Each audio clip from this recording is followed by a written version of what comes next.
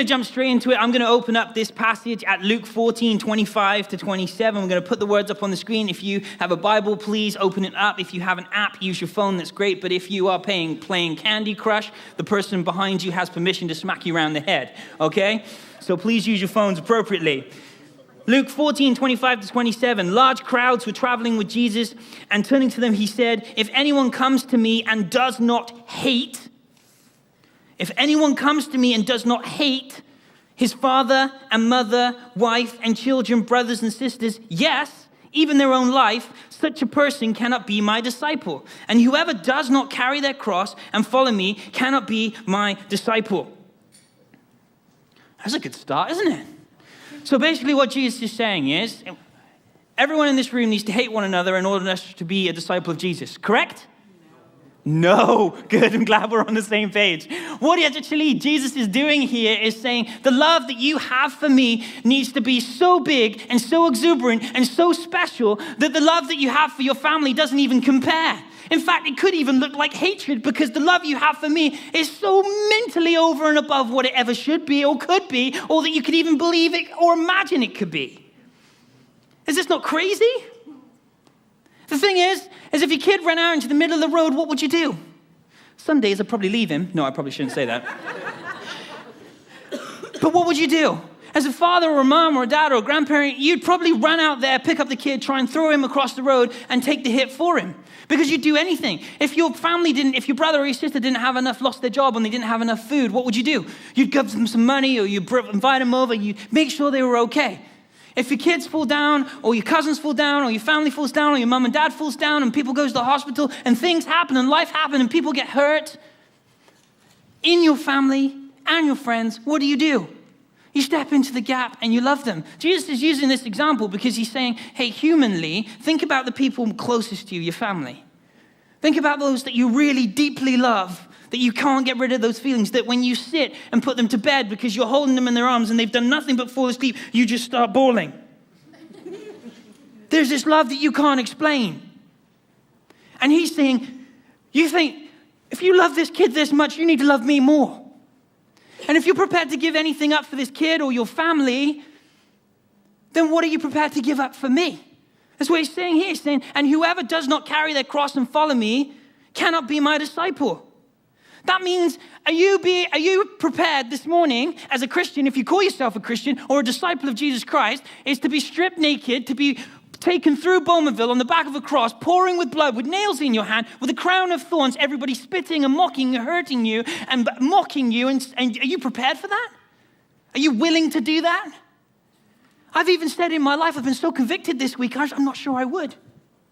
Partly because I'm not sure I had a six-pack like Jesus, but also because I'm not sure I truly know what that love is and how to love him like that. So how do I, when I hear this passage and when Jesus speaks to the people this way, how are we ever meant to meet up to that standard? So I've started to go through the whole New Testament and start picking passages and pulling this apart and looking at where Jesus met people and how Jesus discipled his disciples. See, when we look at the moment when we go, hey, we're a Christian, salvation is just that single moment. We go, yes, we accept it, it's great. But then there's the outworking of that, of our Christian faith. There's us going, okay, I love you, Jesus, so now what does this mean? I'm going to have to work, I'm going to do some things, I'm going to invest in people, I'm going to love in people, I'm going to share, I'm going to do Bible studies with one another, I'm going to be a part of the church and totally invested. Mark Driscoll puts it like this. If we're not prepared to give everything up, if we're not prepared to walk down the middle of the street naked like Jesus did and pick up our cross, it's like having the wedding with all the pretty flowers and the bridesmaids, and it's all about you. It costs you a fortune. And then you have your honeymoon. Well, you go to your honeymoon bed, and you wake up the next morning, and you go, right, I'm done. That's it. End of game. Wedding is the moment. Marriage is the next 50 years. The marriage is the work. The salvation is the moment. It's like a guy graduating military school. He does all the hard work with his friends. They go through this bonding experience. They stand there with their beret. They do all their marching stuff. All they need to do, they look like some of them faint. That was in the news the other day. Did you see that guy that fainted because he stood still for too long? Apparently, you have to clench your butt cheeks so you don't faint. That's what I learned. It's very true. It's actually true. It was in the newspaper. Anyway, it's like graduating military school, and you've gone through all the pomp and the ceremony, and then next week you're called into battle, and you go, I'm not going. So you got all the training, you've got all the benefit, but you're not prepared to use it. You're not prepared to step into everything that you've trained for, the gift that you've been given. So over the last 6 months, I don't know whether you've seen this or whether you've understood this, but since January, Martin and myself and the leaders have sat down and we've come up with a plan. And Martin and I and the staff and Janice sat down and we said, we're going to put some sermon series in place and we're going to lay the foundation over the next 6 months so that when we hit September of next year, we're ready. We're ready as a church to step into something new and exciting that is going to affect our community and that Jesus will be known through Discovery Church. Are you with me? Are you excited? Are you excited with me this morning? Yes, I'm excited. It's good. So, first of all, let me give you a synopsis of what we've been doing. We did Be Our Guest.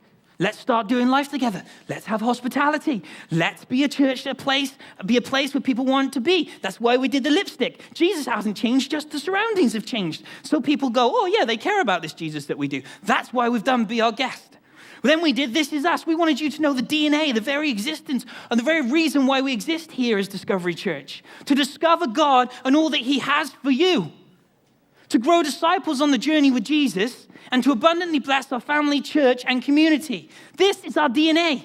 This is what, when someone says, when you go to Discovery Church, what does it mean to be part of Discovery Church? You should know those. And that's what we've simplified this Discover, Grow, Bless, so you understand it. Then we did Kairos. We didn't want you to think Kairos is hearing from God, how we hear from God. We didn't want you to think that we were making this up. We wanted you to understand that there's a scriptural preference of how you hear from God. And we sat down and we sought him and asked him where he wanted us to go and what direction we're going in. And we hear God through his word, through his people, and through his Holy Spirit. I'm just going to take a chug. And then we did Easter. Easter was a time that we reflected not just on what he did for us, what's that word even anyway? What he did for us, but how he felt, that he was fully human, that he existed like we did. If we pinched him, he would go, ow. We wanted you to realize the humanity of Jesus himself. And now we're on this journey. This is where we're outlining, and we will a little bit more next week, some exciting things that are coming. And I'm not allowed to tell you what they are yet because Martin's not here, so we're going to do it together. But I can tell you about one little thing that we're going to do. We're going to do something called grow groups. Now, you're all like, you're just going to do small groups and rename it. I know. And we've tried small groups, and they just don't work for us as a church. Well, church, we're going to talk about that this morning. We're going to talk about why grow groups are going to be so important and how Jesus used grow groups to grow disciples, to make disciples, and to build his church. You still with me? Yep. Not asleep yet? Yes? Someone's asleep? Oh, no. Okay. Good. Church, I need you to know that I'm so convicted by this and so passionate about this, and I have been so overwhelmed by this, that we need together to get on the same page to make some changes. We will not become a church that is a consumer church, where you can come through this door, sit on the pews, and not be involved with family, because family's messy. We got to get down and dirty and do life with one another. We're going to be a church that encourages one another to fight the good fight. We have to be a church that won't give up on this. We have to be a church that presses into one another, a church that is growing, a church that puts Jesus at the center of everything we do, and a church that is filled with an unexplainable, passionate love that the world doesn't understand. Agreed? Yes. Okay, thank you. I feel like I'm talking to a brick wall sometimes.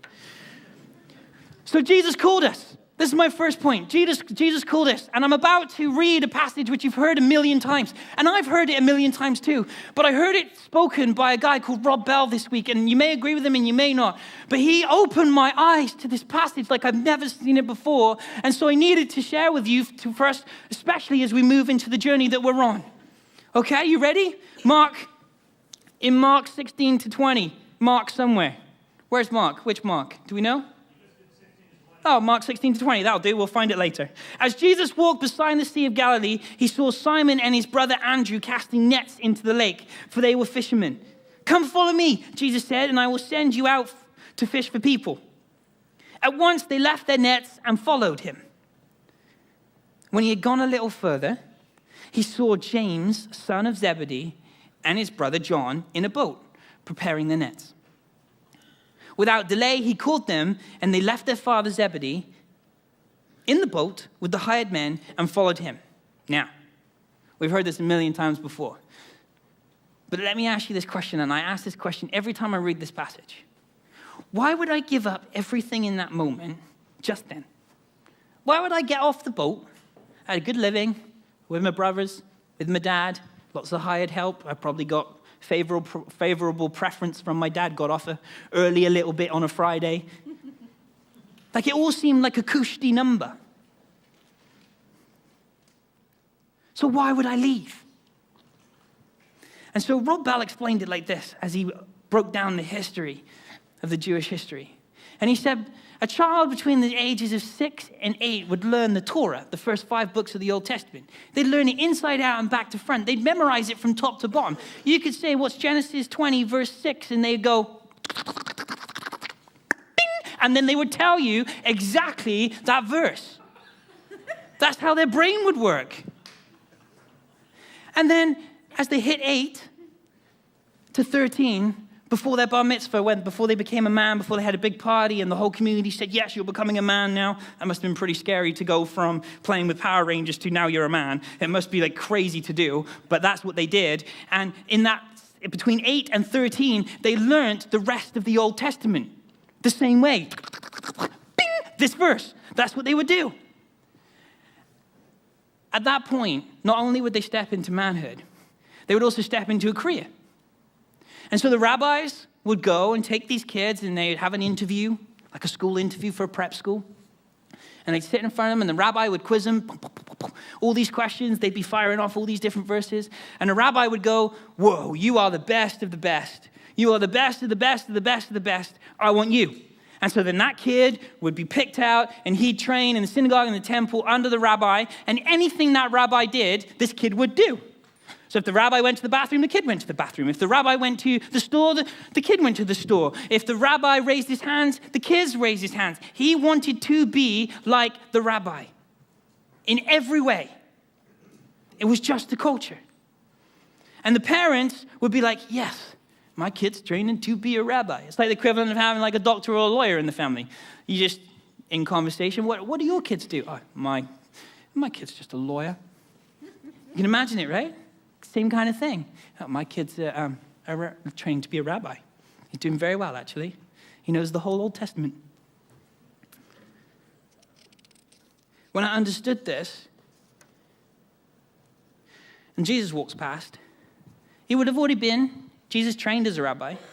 He was a rabbi, was about to begin his ministry, but he didn't go to the 13-year-old kids. He didn't go to any of those boys and say, hey, do you want to train under me? He went to the disciples. And the fact that the disciples were actually fishing, the fact that they were with their father on the fishing boat, would also tell us that they'd been rejected by the other rabbis. The other rabbis would have said, no, you're not good enough. You're not the best of the best. And so right from word go, when Jesus picks his disciples, he walks up to people, to kids that have been considered failures and said, I want you. I know that other rabbis didn't want you, but I want you. And I know that you're not 13, and I know that you don't know all the Bible and the gospel the best way. You're not the best of the best, and you're not a superhero, but I want you. Isn't that cool? Mm-hmm. Jesus picked the B team to be the disciples.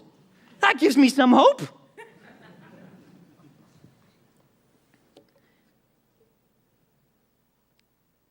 And the beauty was when the boys looked round to Zebedee, their father, the father just goes, yeah, go. And there's no question. There's no messing about.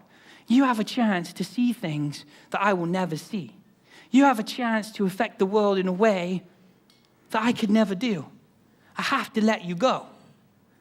And that got me a little bit because I'm like, oh, my kids are only on loan to me for a little while until Jesus gets them. So I can't really call them my kids. I have to call them on loan kids. I don't know. But I can only do what I can do with them with the time that I have with them. You see, and this is what Jesus is saying. Zebedee's going, go, go, go, go.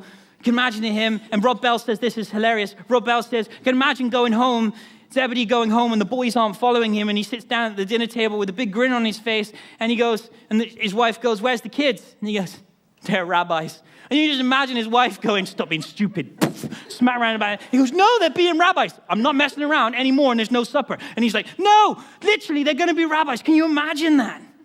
Wouldn't that be so cool?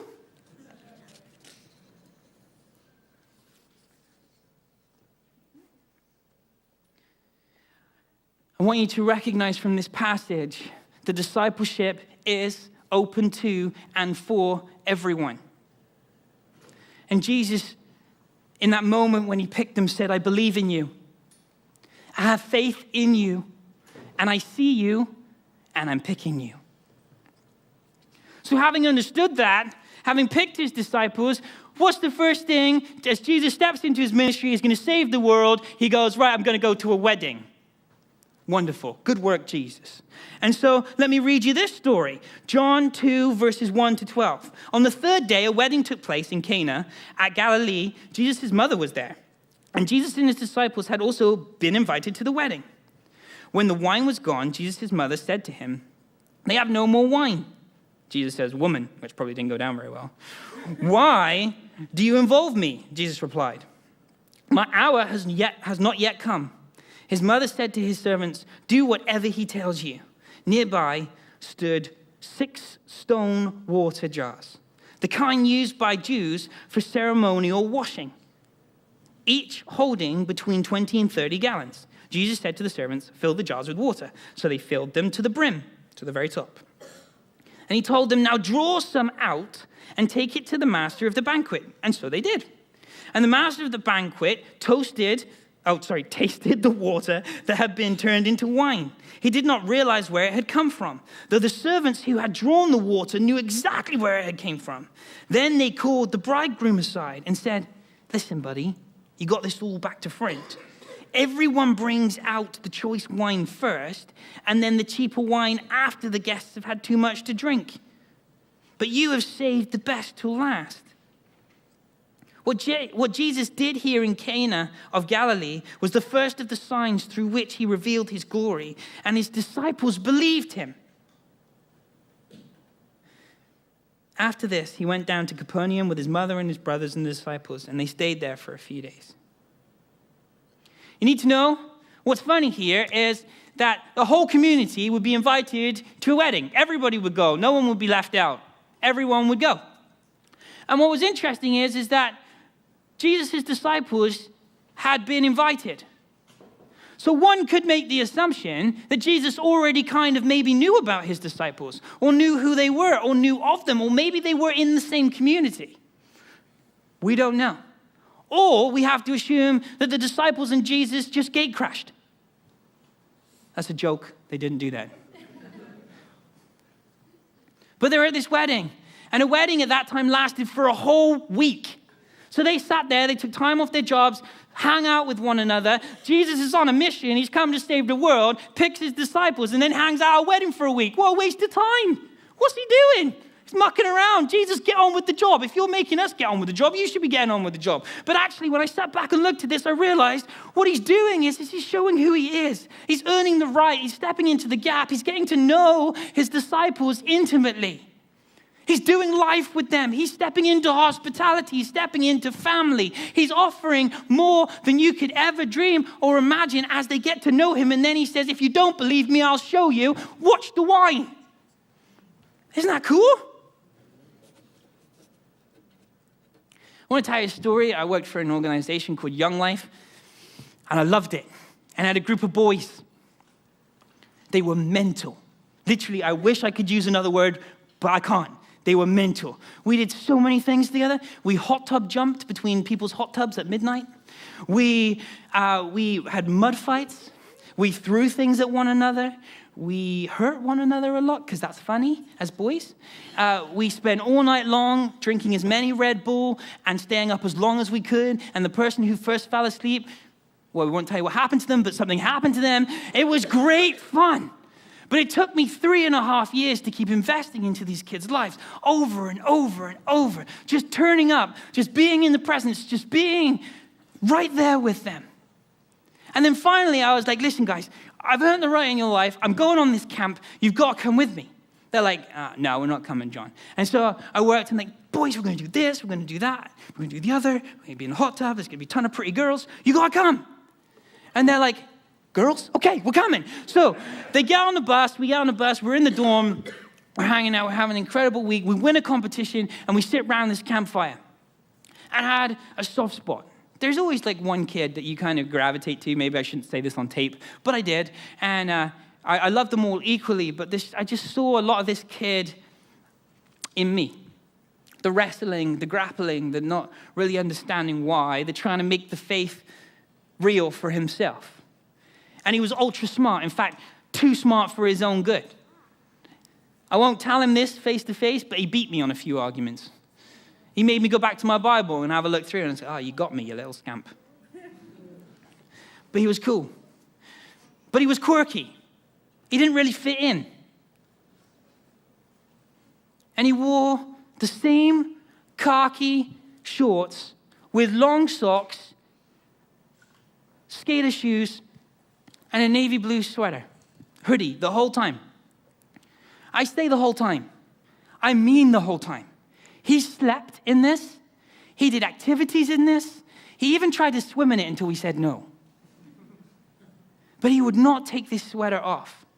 And we won this competition, and we're around the campfire, and we're doing our quiet time towards the end of the week at camp. And the fire's licking, and boys are setting stuff alight as we do.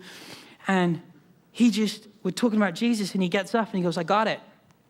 And he gets up, and he goes, just round the campfire. And then he starts to take his shirt off, and I'm praying, please, please, make sure that hoodie is the only thing that's coming off, buddy. And he's taking off this hoodie, and he's swinging it around the top of his head like he's in Magic Mike, which we should never watch. And then he's swinging it around, and he just let go, and it went in the fire. This thing was like, had no threads, so it kind of just went, gone. And he's like, I'm in. I was like, what? I'm in. I was like, what? I said, I get it. I'm doing this Jesus thing. I'm all in. I thought I knew it, but now I know it. I'm all in. So boys are like, whoa, Connor's throwing his stuff in there. I'm going to throw my stuff. So socks came off, shorts came off. One boy was down to his boxers. I'm like, boys, this is not the point of what's going on here. He's saying I'm in. That kid, married young, had no money, had nothing, and has managed to survive. Maybe because he just has one hoodie. He's a beautiful wife. He convinced them to let him into Bible school. He's nearing the end of Bible school. He's been on missions in Africa for his honeymoon, and he is on fire for Jesus. Just from being in his world. I didn't do nothing. I maybe punched him a few times, but that was about it. And this is what I'm trying to get you to understand with our small groups. Jesus turned up and just existed amongst his disciples. And I'm asking you to turn up and be a part of your small groups, your grow groups. I'm asking you to turn up and be present. I'm asking you to earn the right with one another, which means being vulnerable. It means taking this thing that you've always done, going to church on a Sunday morning and going, I'm in, and making it a relationship with Jesus. That this isn't just ritualistic and routine, but becomes relationship with intimacy, with sorrow, which means breaking down our heart and saying, this is truly who I am, but that's scary. Because if I do that, I'm going to get hurt even more. Well, yes, you are. That's part of being a family. Who's been in a family where they haven't been hurt? Oh, good. I'm glad hands down because I was ready to say liar. I was ready.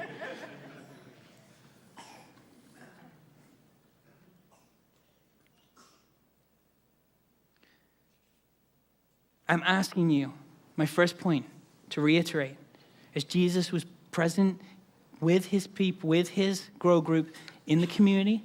I am asking you to be present with your grow group in the community, doing life together, go bowling together, do Bible study or whatever you do on a Wednesday, but go bowling together, eat food together, see who can make the biggest steak, and then see who can fit the biggest mouthful in. It doesn't matter. Make a game of it. Build relationship. It's important. Jesus didn't put us on here to be boring. He put us here to enjoy life to the fullest. Now, at this point, I'm going to skip a few chapters. Jesus was present in his grow groups. You ready? He performed miracle after miracle after miracle. At this point, the disciples would have seen the minimum. The minimum. Jesus calming the storm. Demons cast out of people, which is scary. A paralyzed man healed. A leper healed. A shriveled hand just go, whoop, back it comes. A catch of fish that would have made these disciples fish millionaires. And a widow's son raised from the dead. So they would have seen all this. They would have been with Jesus. They've been on this journey. And then he pulls them together. In Luke chapter 9, verse 9. When Jesus called the 12 together, he gave them power and authority to drive out all demons and to cure diseases. He sent them out to proclaim the kingdom of God and to heal the sick. He told them, take nothing for the journey, no staff, no bag, no bread, no money, no extra shirt, no hoodie. Whoever's house you enter, stay there until you leave that town. If people do not welcome you, leave their town and shake the dust off your feet as a testimony against them. So they set out and went from village to village, proclaiming the good news and healing people everywhere they went. 9, verse 1 to 2. Jesus gave specific instruction. Very clear instruction. He said, drive out demons, cure diseases, heal the sick, and proclaim the kingdom. Hello, Jesus, you've done that. I haven't done that yet. So he calls them together and he says, right, this is, you've seen me do it here, you do it that way. And you've seen me do it here, do it that way. And you've seen me here, do it that way. So when Jesus says, go and make disciples, can we not do this? Should we not be doing this? Should this not happen when we're in a community of believers? Should we not be experiencing this day in, day out? Should this not be the norm? Should this not be part of the experiential love that we have from Jesus, that we love him this much and he loves us way more? Should that not be the case? Yes is the answer if you're looking for it. Yes, nod. Thank you. Good. Next, he said, it's not going to be easy. You've seen it. You've heard it. But let me remind you, I'm going to tell you how to deal with these things. Take nothing. You don't need it. Take the hospitality given to you. And let me put something out there. If you go to someone's house, have you ever been in a position, I know I've done it, where you've offered someone the last piece of chocolate cake and they go, oh yeah, I'll have the last piece of chocolate cake. And they take the last piece of chocolate cake and then they leave and then you go, oh, they took the last piece of chocolate cake. Don't offer them the last piece of chocolate cake. Otherwise, they're going to take it. And in fact, I'm going to enjoy taking it when I come visit you because Jesus said, take it. That's what he said here. Take the hospitality given to you. And then in verse 5, Jesus held them accountable. He said, listen, it isn't your responsibility. It isn't your responsibility to deal with them. And it isn't your responsibility how they respond. Your responsibility is to do what I've asked you to do. Your responsibility is to live in obedience to the word and live in obedience to what you have seen me do. Jesus didn't want these disciples to walk into the town and take with a ton of stuff because it didn't allow our community to get involved. He wanted the community to provide and to care for one another and the town to get on board with what was going on, to ask questions and say, did you see that disciple last night? He cast out that demon over there. Wasn't it awesome? Yeah. Where's he staying? He's staying at your house? That's awesome. Have you run out of bread? Yeah. Okay, well, I'll bring some bread over for you and you can fill him up. That's exactly what he's hoping for here. He forced the disciples to rely on God's power.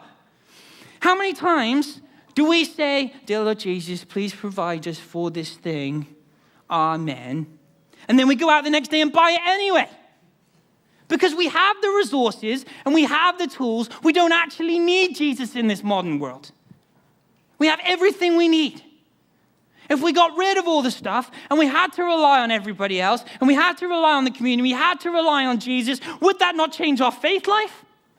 Would that not change our prayer life? Would it not change how we responded and how we got onto our knees, how we turned off Netflix and got sat down and went, Jesus, we need this. We are struggling. And allow him the opportunity to provide because we don't.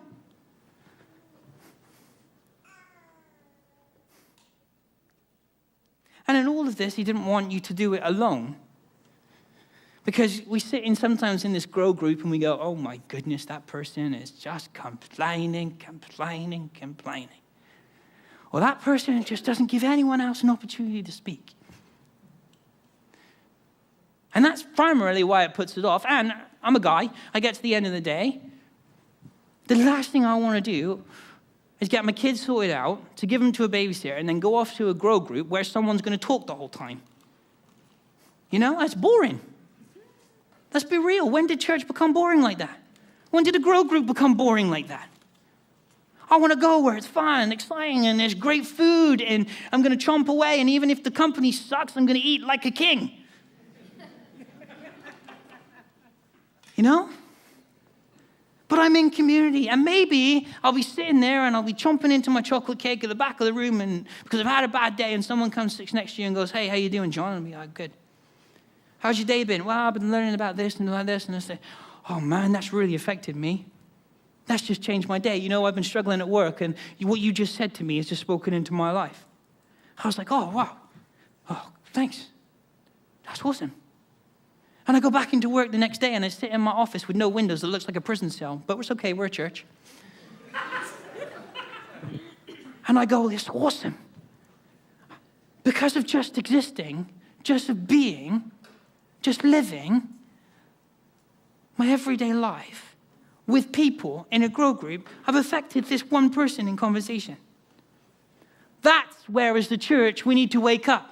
That's where as a church these become important. That's where as a church these become priority. Jesus was present in the small group as he pulled these people together, his disciples together, and taught them alone, away from everybody else, so they could pray, be intimate, care for one another, and be present. Are we following me? Yes, good. Small groups is essential. We're not forcing you. But the DNA of our church is we're in a grow group. Okay? We're in a grow group. This is good. Right, next one. Jesus was alone, but still present. Let me read you these three. This is so cool. At once, the Spirit sent Jesus out into the desert. This is right at the back of the beginning of his ministry. And he was in the desert 40 days being tempted by Satan. I always thought he was alone. He wasn't alone. He was petting bunny rabbits. See? He was with the wild animals, well, maybe tigers. And the angels attended him. So there's Jesus here being tempted in the desert.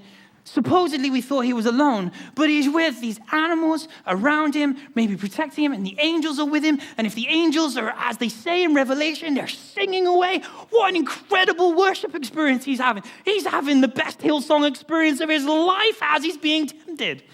This is me using preacher's license. I don't know that that's the case.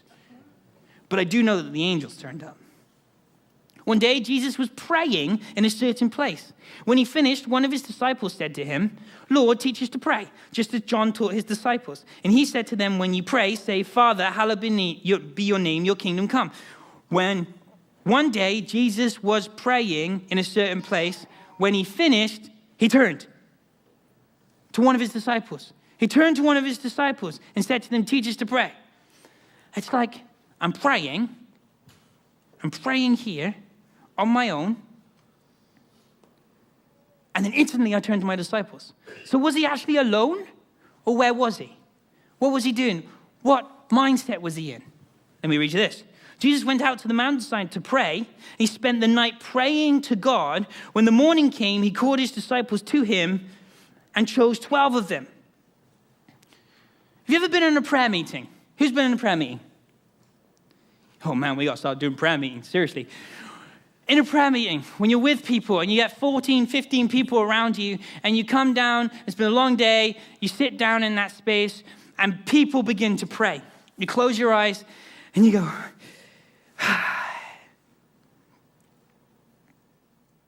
you hear this prayer and you hear that prayer.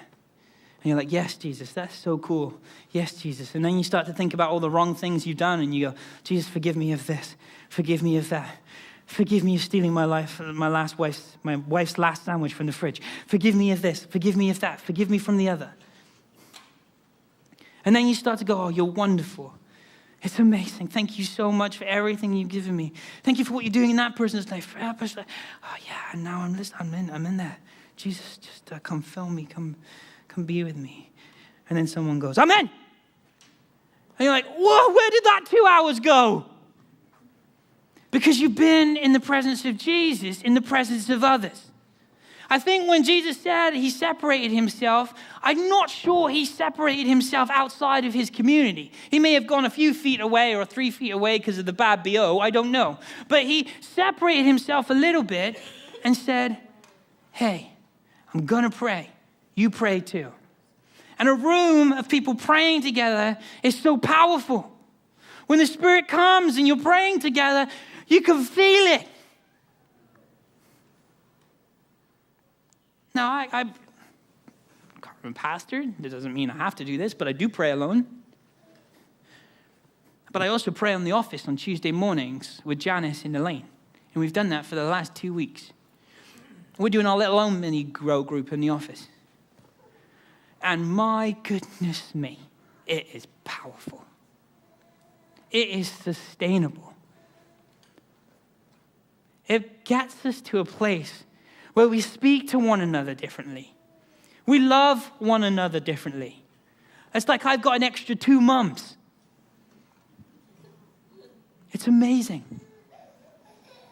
Janice has a bottom drawer full of cookies. That's how much she loves me.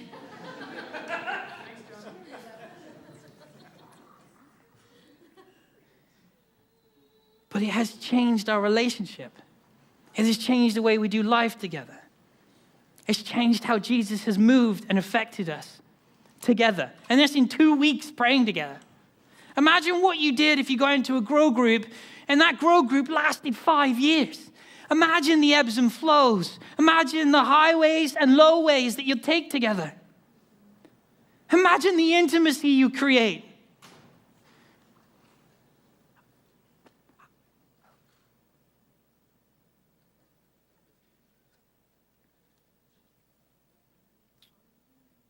I've only been married 2 years.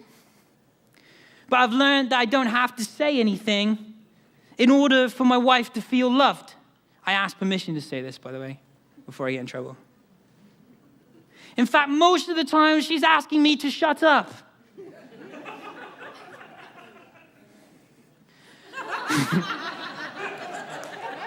It's nice to know we got friends out there. But when she comes over, kisses me on the cheek, 3 things go through my mind. What have you done? What have you bought? Or what do you need? But the thing in marriage I've learned is that you don't say that out loud. You just let that go through your head. And you go, what was that for? And she says, for just being here with me. And at moments, it catches me off guard. And it makes me realize, just as Jesus was present out there in the community with his disciples, as Jesus was present in his grow group, teaching on a one-on-one basis with his disciples, just as he did. And as he is present, though separate and apart, praying, interceding, with the Father on our behalf and with us at the same time. It really brings the Romans 28 passage alive, 28 and 29, when he says, as the Spirit of the living God, breathing and interceding for you on behalf of the Father, to the Father on behalf of you. with words and utterings we just don't understand. And so as I come into land and as I invite the worship team back up, we're going to close our eyes, we're going to put our head down, and we're going to ask the question to ourselves. This is the question we're going to ask. Let's bow our heads and close our eyes for a second.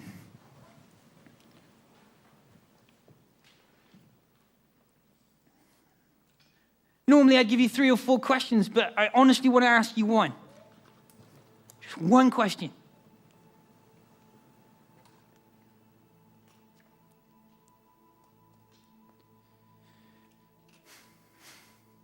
Is growing together as a family of Discovery Church in a grow group important to you?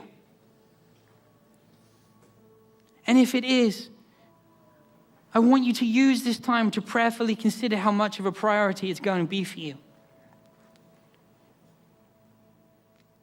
Whether husband and wife take it in turns with kids. Whether you take it in turns and do it at different houses so that everybody can make it at some point. I don't know, but is this going to be a priority for you, being a part of Discovery Church? Father, we come to you this morning and we say thank you. We thank you for your love. We thank you for meeting us wherever we're at. We thank you for the disciples and that we get to do what the disciples did. If only we had enough faith, if only we had enough drive, if only we had enough love and passion the way you expect us to love. Lord, help us to reprioritize our life and put in systems and plans as King Solomon did so that people would come from wide and afar to see what he had built for you. As we look to build Discovery Church, we ask for your direction. We ask for your guiding and your leadership, Jesus. We ask that your Spirit will fall upon Clarington, and those that do not know you will be drawn to this place. We ask that we will step out of our comfort zones and not just invite people. This is a different sermon, but bring people. We don't invite them to the foot of Jesus because they get lost on the way, but we link arm in arm as a family and we lead them to the foot of Jesus. Are we willing to risk our relationships? Are we willing to be mocked? Are we willing to be beaten? Are we willing to be stripped naked? I don't know the answer. Become a work of fresh in us today, we pray, Spirit of the living God. Amen.